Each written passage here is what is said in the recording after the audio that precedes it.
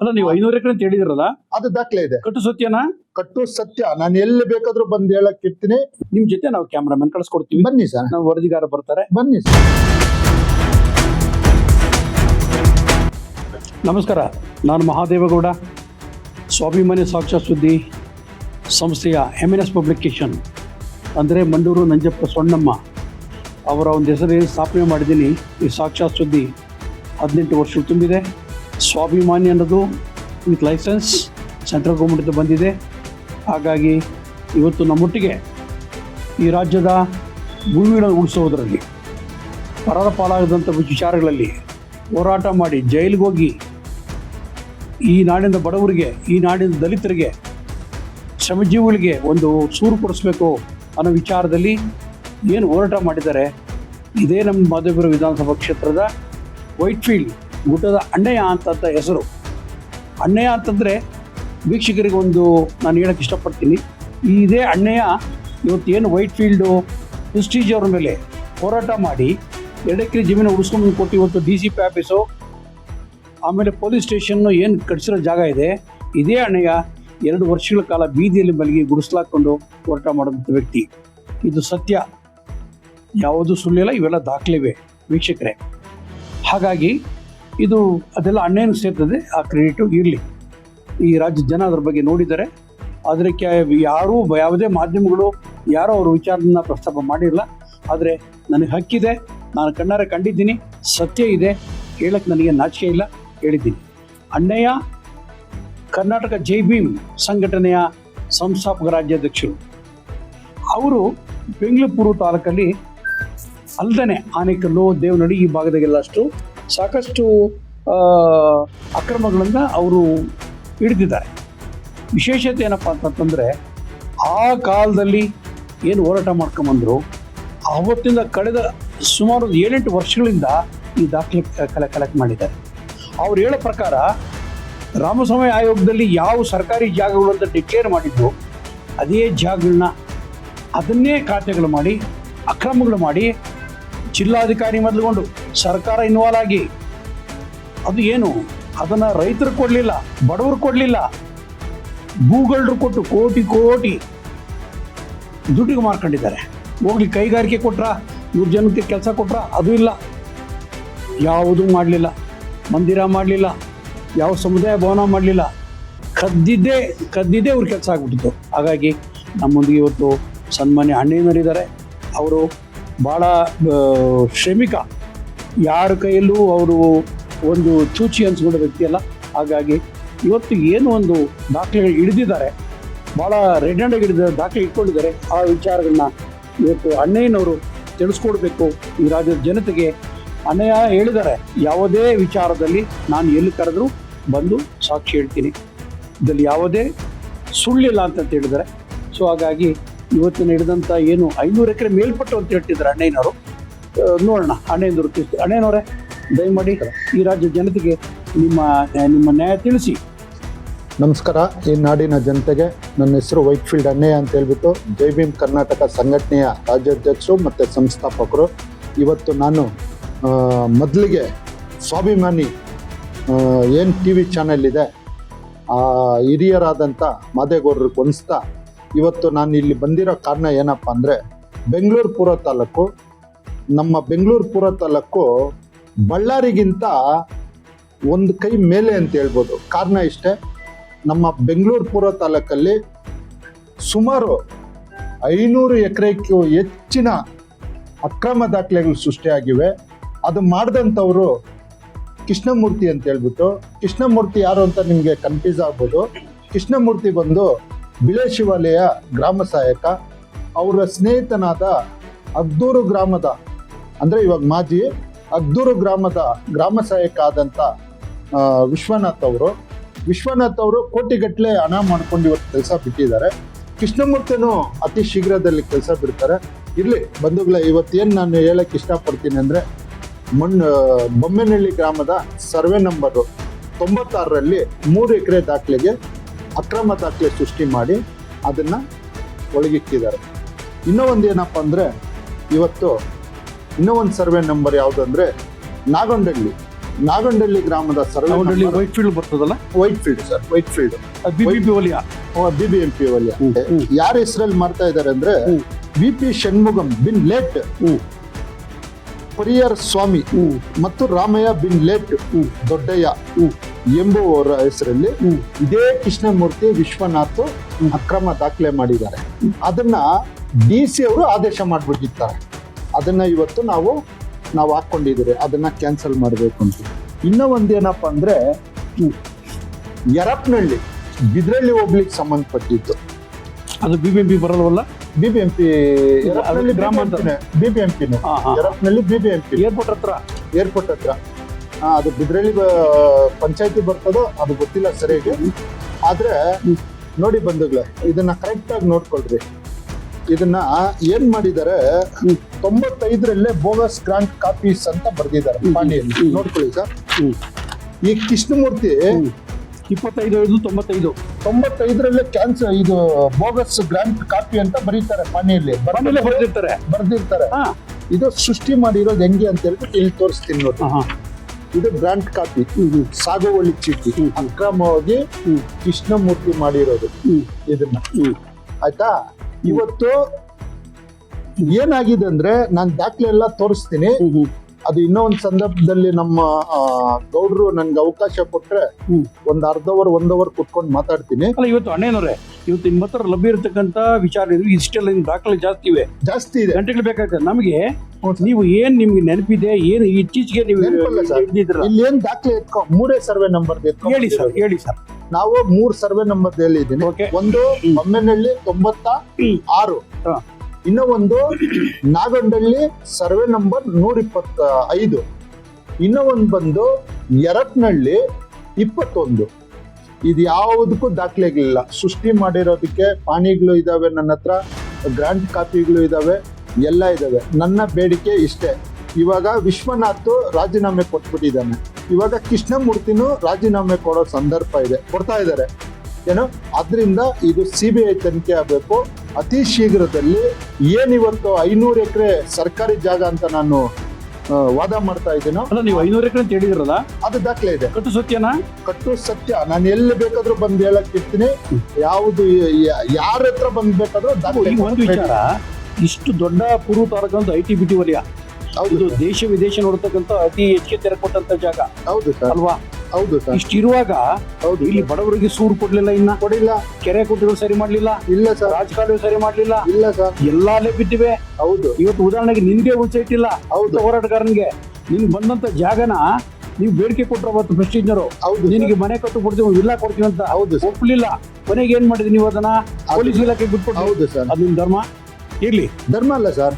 ಅವತ್ತು ನೀವು ಹೇಳಿದ್ದು ಒಂದೇ ಒಂದು ವಿಚಾರಕ್ಕೋಸ್ಕರ. ನಂದು ನಿಂದಲ್ಲಪ್ಪ, ಸರ್ಕಾರ ಸರ್. ಆದ್ರೆ ನಾನು ಆಶ್ರಯ ಯೋಜನೆ ಮಾಡ್ಬೇಕು ಅಂತ ವಾದ ಮಾಡಿದ್ದು. ಹೌದು. ನೀವು ಕರೆದ್ರಿ, ಅಂದಿನ ಜಿಲ್ಲಾಧಿಕಾರಿ ಹತ್ರ ನೀವೇ ಕರ್ಕೊಂಡ್ರಿ. ದೊಡ್ಡ ಹಿರಿಯರವರು ಪರಮೇಶ್ವರ ಸರ್ಕಾರಿ ಕಚೇರಿಗಳೆಲ್ಲ ಬಾಡಿಗೆಗಿವೆ. ಅದೊಂದು ಒಳ್ಳೇದಾಗ್ಲಿ ನಿಮ್ ಅಂತ ಹೇಳಿದ್ರಿ. ಅದನ್ನ ಅವತ್ತು ಒಳ್ಳೆ ಕೆಲಸ ಮಾಡಿದ್ರೆ ಬಿಡಿ. ನೀವೇ ಕರ್ಕೊಂಡೋದ್ರಿ. ನೀವು ಒಂದ್ ಮಾತು ಹೇಳಿದ್ರಿ, ಆಶ್ರಯ ಯೋಜನೆಗೆ ಬೇಕಾದಷ್ಟು ಐತಪ್ಪ, ಮೇನ್ ರೋಡ್ಗಿದೆ, ಪೊಲೀಸ್ ಸ್ಟೇಷನ್ ಮಾಡು ಅಂತ ಹೇಳಿದ್ರಿ. ಈಗ ಹಗ್ದೂರಲ್ಲಿ ಮತ್ತೆ ಮಾಡಿದ್ದಾರೆ. ಹಗ್ದೂರು ಸರ್ವೆ ನಂಬರ್ 19ರಲ್ಲೂ ಮಾಡಿದ್ದಾರೆ, ಮತ್ತೆ 156ರಲ್ಲೂ ಮಾಡಿದ್ದಾರೆ. ಸುಮಾರು ಇದೆ. ನಾನು ಅವತ್ತು ಮೊನ್ನೆ ಕೂಡ ಹೇಳಿದ್ದೀನಿ, ಇವತ್ತು ಬೇಕಾದ್ರೆ ಗ್ರಾಮಗಳು ಹೇಳ್ಬಿಡ್ತೀನಿ.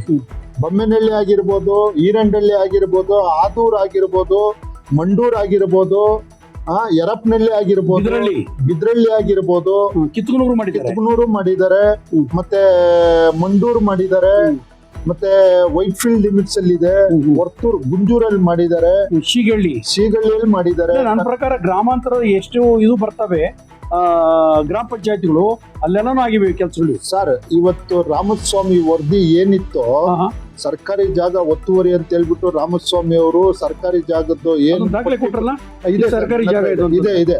ಆ ಪಟ್ಟಿ ಬಿಟ್ಟು, ಆ ಸರ್ಕಲ್ ಬಿಟ್ಟು, ಅದ್ರಲ್ಲಿ ಏನ್ ಇವತ್ತು ಅವ್ರು ತೋರಿಸಿರೋದನ್ನ ಇವರು ಬೋಗಸ್ ದಾಖಲೆ ಮಾಡಿದ್ದಾರೆ. ಅದನ್ನೇ ಅವ್ರು ಏನು ಇದು ಸರ್ಕಾರಿ ಜಾಗ ಮಾಡಬಾರ್ದು ಅಂತ ಏನ್ ಹೇಳಿದ್ರು, ಅದನ್ನ ಏನ್ ಇವತ್ತು ಮಾಡಬಾರ್ದು ಅಂತ ಹೇಳಿದಾರೋ ಅದೇ ಸರ್ಕಾರಿ ಆದೇಶಗಳನ್ನ ಇಟ್ಕೊಂಡು. ಇನ್ನೊಂದು ಇದೈತಲ್ಲ ಸಫಲ್ ಮಾರ್ಕೆಟ್ ಎದುರುಗಡೆ, ಹೌದು ಅದ್ರ ಕಡೆ ಅದು ಕರ್ಮಂಗಲ ಸರ್ವೆ ನಂಬರ್ 100ರಲ್ಲಿ ಹೌದು ಸುಮಾರು 25 ಎಕರೆ ಇದೆ ಅಂತೆ. ಹೌದು ಅದ್ರಲ್ಲಿ ನನ್ನ ಹೋರಾಟದಲ್ಲಿ 5 ಎಕರೆ ಇದಕ್ಕೆ ನಮ್ಮ ತಾಲೂಕು ಕಚೇರಿಗೆ ಮಾಡ್ಕೊಂಡು ಮಾಡಿಸಿದ್ರ ಇಲ್ಲಿ. ಅದು 5 ಎಕರೆ ಇದೆ. ಹಾ, ಹಾ. ಅದು ನಿಮ್ಮ ಮುಖಾಂತರ ಆಯ್ತು. ಮತ್ತೆ ನೀವು ಈ ಸಂದರ್ಭದಲ್ಲಿ ನಮ್ಮ ತಾಲೂಕಿನ ಶಾಸಕರನ್ನ, ನಮ್ಮ ಹೌದು. ಜಿಲ್ಲಾಧಿಕಾರಿಗಳನ್ನ, ಕೆಲವು ಅಧಿಕಾರಿಗಳನ್ನ ಹೇಳಕ್ ಇಷ್ಟಪಡ್ತೀನಿ. ಅದು ಸಹಾಯ ಮಾಡಿದ್ದಾರೆ. ಹೌದು ಮಾಡಿದ್ದಾರೆ. ನಮ್ಗೆಲ್ಲೂ ನನ್ನ ಪಿತ್ತರ್ಜಿ ಜಾಸ್ತಿ ಬಿಟ್ಟರೆ ಅಲ್ಲಲ್ಲ, ನಮ್ಮ ತುಂಬಾ ಶಾಸಕರು ಜಾಗ ಅವತ್ತೇನು ಅರವಿಂದ್ ಅಂಬಾಳಿ ಸಾಹೇಬ್ರು 15 ವರ್ಷ ಇದ್ರು, ನಮಗೆ ಯಾವ್ದ್ರಲ್ಲೂ ತೊಂದರೆ ಕೊಟ್ಟಿಲ್ಲ ಅವರು. ನಾವು ಸರ್ಕಾರಿ ಜಾಗ ಉಳಿಸ್ತೀನಿ ಅಂದ್ರೆ ಉಳ್ಸಪ್ಪ ಅಂತ ಹೇಳಿದ್ದಾರೆ. ಇವತ್ತು ಶ್ರೀಮತಿ ಅಲ್ಲ, ಆಮೇಲೆ ಇನ್ನೊಂದು ಪ್ರತಿ ಗ್ರಾಮಕ್ಕೆ ಏನೇನ್ ಕೇಳಿದ್ದಾರೆ ಯಾವ್ದು ಇಲ್ಲದಿಲ್ಲ. ಇಲ್ಲ ಅಂದಿಲ್ಲ. ಆಗ್ಬೋದು, ಕುಡಿಯ ಹೌದು. ನೀರು ಆಗ್ಬೋದು, ಹೌದು. ಮತ್ತೊಂದು ಹೌದು, ಮೀರಿ ಮಾಡಿದ್ದಾರೆ. ಹೌದು, ಅವ್ರ ಗಮನಕ್ಕೆ ಇದು ಯಾವ್ದು ಇಲ್ಲ. ಹೊಗಳಂತ ಅವಶ್ಯಕತೆ ಇಲ್ಲ. ಇಲ್ಲ ನಾವು ಕಣ್ಣು ಮುಂದೆ ಅವರಲ್ಲ ಸರ್. ಅವರ ಕಣ್ಣು ಮುಂದೆ, ನಮ್ಮ ಕಣ್ಣು ಮುಂದೆ, ಜನಗಳ ಕಣ್ಣು ಮುಂದೆ ಅವ್ರು ಅವರ ಮಾಡಿರೋ ಕೆಲಸ ಕೆಲಸ ಹೇಳ್ತಾ ಇದ್ದೀರಿ. ಓಕೆ, ನಾವು ಅವರು ಪಾರ್ಟಿ ಇವ್ರ ಪಾರ್ಟಿ ಇಲ್ಲ ಅವ್ರ ಜಿದ್ದು ಏನು ಹೇಳ್ತಾ ಇಲ್ಲ ಸರ್. ಅವ್ರ ಗಮನಕ್ಕೆ ಇನ್ನ ನಾನು ಇದನ್ನ ತಗೊಂಡೋಗಿಲ್ಲ. ಏನಾದ್ರೂ ಈ ಮೀಡಿಯಾದಲ್ಲಿ ನೋಡಿ ನನ್ನೇನ ಕರೆದ್ರೆ ನಾನು ಅವ್ರಿಗೂ ದಾಖಲೆ ಕೊಡಕ್ ರೆಡಿ ಇದ್ದೀನಿ. 500 ಎಕರೆ ಅಂತ ನನಗ್ ಗೊತ್ತಿರೋಷ್ಟು 500 ಎಕರೆ. ಇದು ಇನ್ನ ಹೆಚ್ಚಾಗಿ ಇನ್ನು ಆ ಕಡೆ ಯಾವ್ದೋ ಇದು ಹೇಳಿದ್ರಿ ನೀವು, ಆ ಕಡೆ ಮುಳ್ಳೂರು ಜಾಸ್ತಿ. ಅವ್ರ ಮೇಲೆ ಎಫ್ಐಆರ್ ಆಗಿದೆ. ಹಾ. ಎಫ್ಐಆರ್ ಆಗಿದೆ ಕೃಷ್ಣಮೂರ್ತಿ ಮೇಲೆ. ಆಹಾ. ಆಮೇಲೆ ಅವನು TC ಮಾರ್ಕ್ಸ್ ಕಾರ್ಡ್ ಬೋಗಸ್ ಮಾಡಿರೋದು ಇಲ್ಲಿದೆ. Second PU TC marks card bogus ಮಾಡಿದ್ದಾನೆ, ಅದು ತಂದಿದ್ದೀರಿ. ಯಾದಗಿರಿಯಲ್ಲಿ ಮೋಟಮ್ಮ ಕ್ಷೇತ್ರ, ಅದ್ರಲ್ಲಿ ಹೋಗಿ MLA ಕ್ಯಾಂಡಿಡೇಟ್ ಆಗಿ BJPಯಲ್ಲಿ ನಿಂತಿದ್ದ. ಏನು ಅಲ್ಲಿ ಸೀಟ್ ಕೊಟ್ಟಿಲ್ಲ. ವಿಲೇಜ್ ಅಕೌಂಟೆಂಟ್ ಅಂತ ಇದೆ ಇದರಲ್ಲಿ. ಹೌದು, ವಿಲೇಜ್ ಅಕೌಂಟರ್ಗೆ DC-ಗೆ ಅರ್ಜಿ ಹಾಕೋತಾನೆ. ಆ ಸಂದರ್ಭದಲ್ಲಿ TC ಮಾರ್ಕ್ಸ್ ಕಾರ್ಡ್ ಬೋಗಸ್ ಅಂತ ಅವ್ರು ಕ್ಯಾನ್ಸಲ್ ಮಾಡಿ ರಿಜೆಕ್ಟ್ ಮಾಡ್ತಾರೆ. ಓಕೆ, ಅಲ್ಲಿ ಎಲೆಕ್ಷನ್ ನಿಂತು ಅಲ್ಲ ಇಷ್ಟೆಲ್ಲ ಆಯ್ತಲ್ಲ. ಈ ನಮ್ಮ ಜಿಲ್ಲಾಧಿಕಾರಿಗಳಾಗ್ಬೋದು, ತಾಲೂಕ್ ಕಚೇರಿ, ತಾಲೂಕ್ ದಂಡಾಧಿಕಾರಿಗಳು ಏನ್ ಮಾಡಿದ್ರು ಸರ್? ತಾಲೂಕ್ ಈಗ ಈ ತಹಸೀಲ್ದಾರ್ ಬಂದು 1 ವರ್ಷ ಆಗಿದೆ. ಹಿಂದಿಗಿದ್ದ ತಹಸೀಲ್ದಾರ್ 4 ಜನ ಎಲ್ಲರೂ ಗೊತ್ತಿತ್ತು. ಹೌದು, ಇಬ್ರು ಜೈಲ್ಗೆ ಹೋದ್ರು. ಹೌದು. ಒಬ್ರು ತೇಜಸ್ ಕುಮಾರ್, ಅಜಿತ್ ರೈ ಜೈಲ್ಗೆ ಹೋದ್ರು. ಆಮೇಲೆ ಜಿಲ್ಲಾಧಿಕಾರಿಗಳು ಹೋದ್ರು. ಅಯ್ಯಪ್ಪ ಮತ್ತೆ ಇನ್ನೊಬ್ರು ಇದ್ರು, ಅವ್ರ ಹೆಸರೇನು ಸರಿಲ್ಲ. ಮತ್ತೆ ಸ್ಪೆಷಲ್ DC ರಾಮಂಜಿನಿ ಅವರು ಹೋದ್ರು. ಹಲವಾರು ಜನ ಇದೇ ತರ ಇವೆಲ್ಲನೂ ಅಕ್ರಮ ಮಾಡಿದ್ದೇನೆ ದಾಖಲೆಗಳು ಇದು ಮಾಡಿ ಜೈಲಿಗೆ ಹೋದ್ರು. ಇವಾಗ ನೋಡೋಣ, ಇವಾಗ ಏನು 125 ನಾನು ವಾದ ಮಾಡ್ತಾ ಇದ್ದೀನೋ ಅದು ಖುದ್ದಾಗಿ ಜಿಲ್ಲಾಧಿಕಾರಿಗಳೇ ಆದೇಶ ಮಾಡಿಕೊಟ್ಟಿದ್ದಾರೆ. ಯಾವ್ದು ಸರ್ಕಾರಿ ಜಾಗನ ಏನು ಅಂತ ಪರಿಶೀಲನೆ ಮಾಡಲ್ಲ.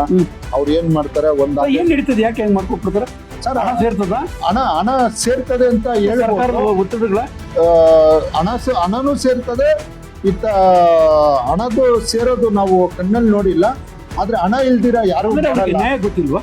ಜಿಲ್ಲಾಧಿಕಾರಿಗಳಿಗೆ ಇಷ್ಟು ಜಮೀನು ಹೋಗ್ತದಲ್ಲಪ್ಪ ಅನ್ನೋದು ಅವ್ರಿಗೆ ಇದಿಲ್ವಾ? ಅವ್ರು ನಾನೊಂದು ಮಾತು ಹೇಳಕ್ ಇಷ್ಟಪಡ್ತೀನಿ ನಿಮ್ಮ ಮಾಧ್ಯಮದಲ್ಲಿ.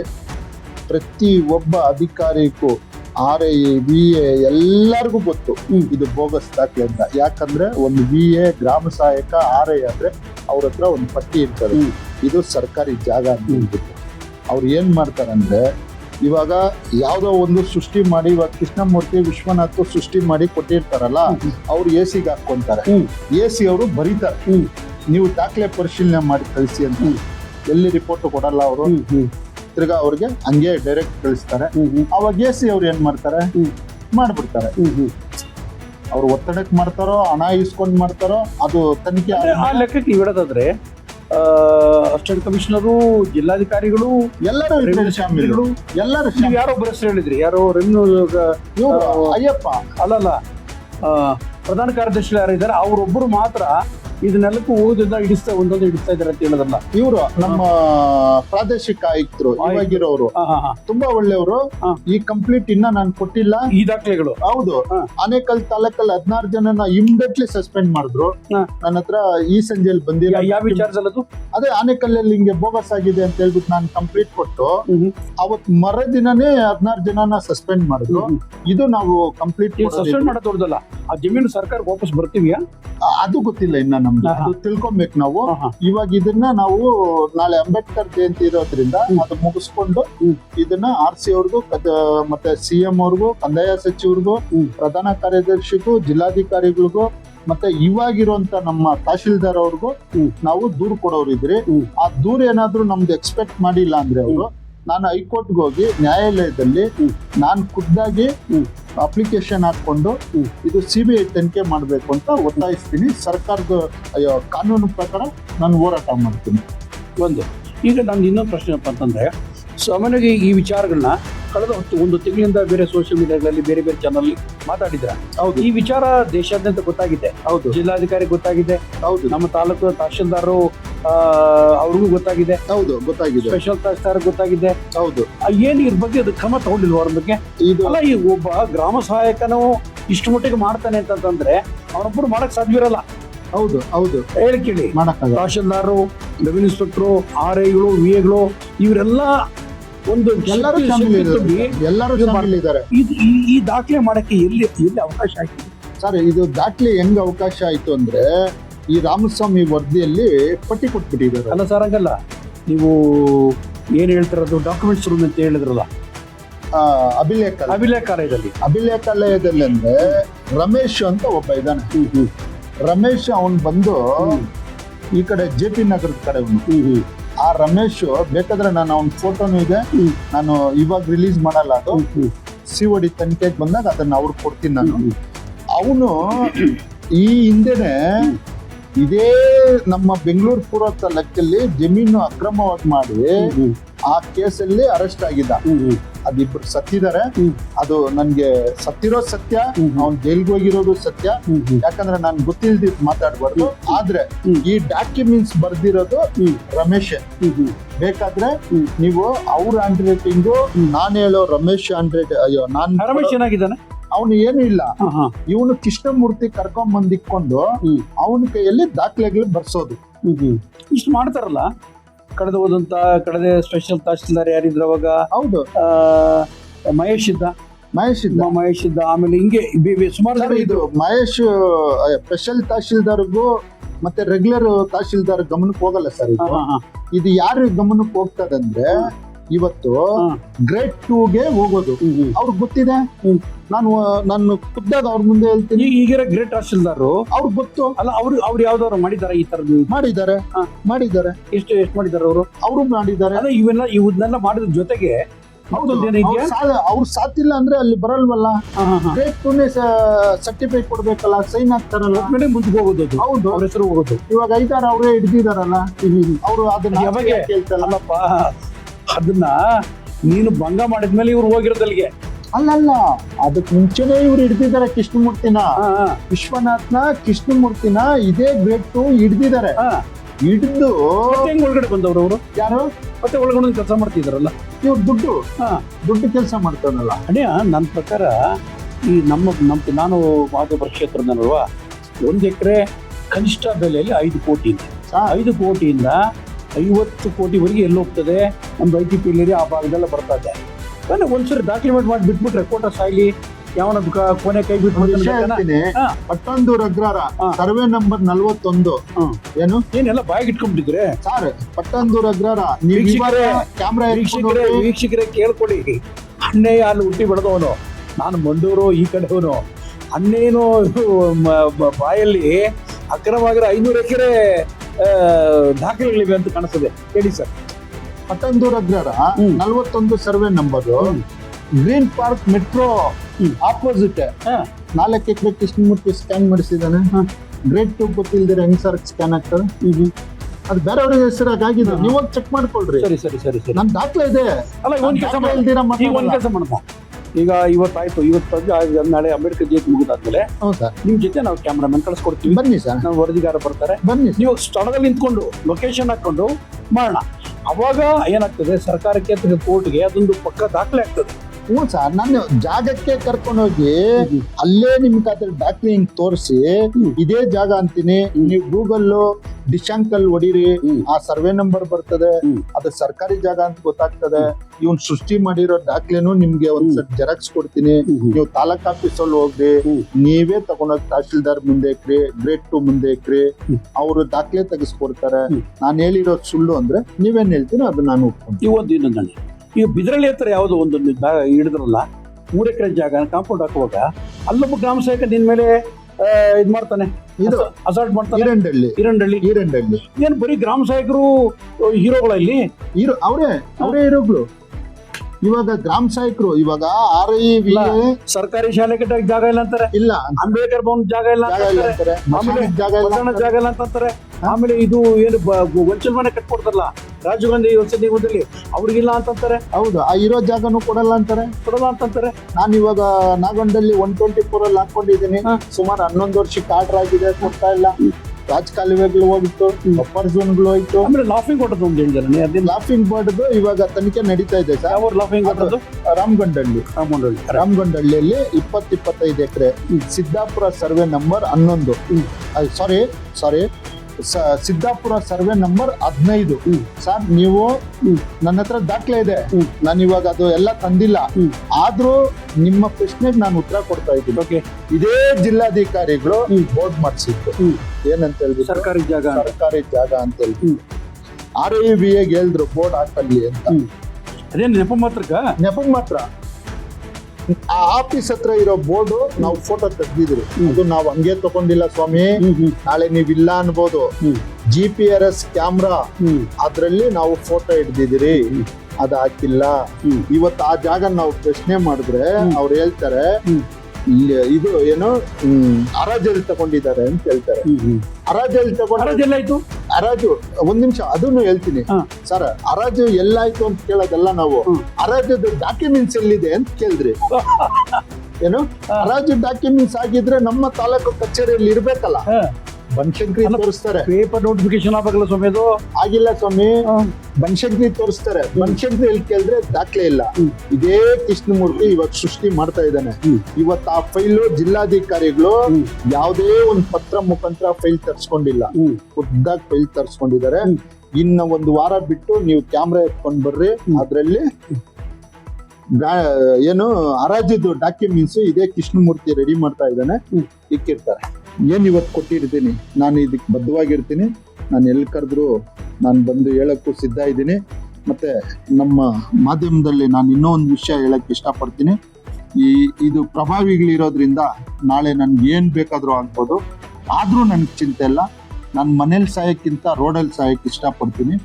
ಅವತ್ತು ಇದೇ ಮೀಡಿಯಾದವ್ರಿಗೆ ನನ್ನ ಯಾರ ಹತ್ರ ದಾಖಲೆ ಇಕ್ಕಿದ್ದೀನೋ ಅವ್ರು ಎತ್ಕೊಂಡ್ಬಂದು ಏನ್ ಅಕ್ರಮ ಆಗಿದೋ ಅದನ್ನ ಕೊಡ್ತಾರೆ. ನನ್ನ ಮನೇಲಿ ದಾಖಲೆ ಇಕ್ಕಿಲ್ಲ, ಯಾಕಂದ್ರೆ ಇದು ತುಂಬಾ ದೊಡ್ಡ ಮಟ್ಟದ ಭ್ರಷ್ಟಾಚಾರ ಇದು.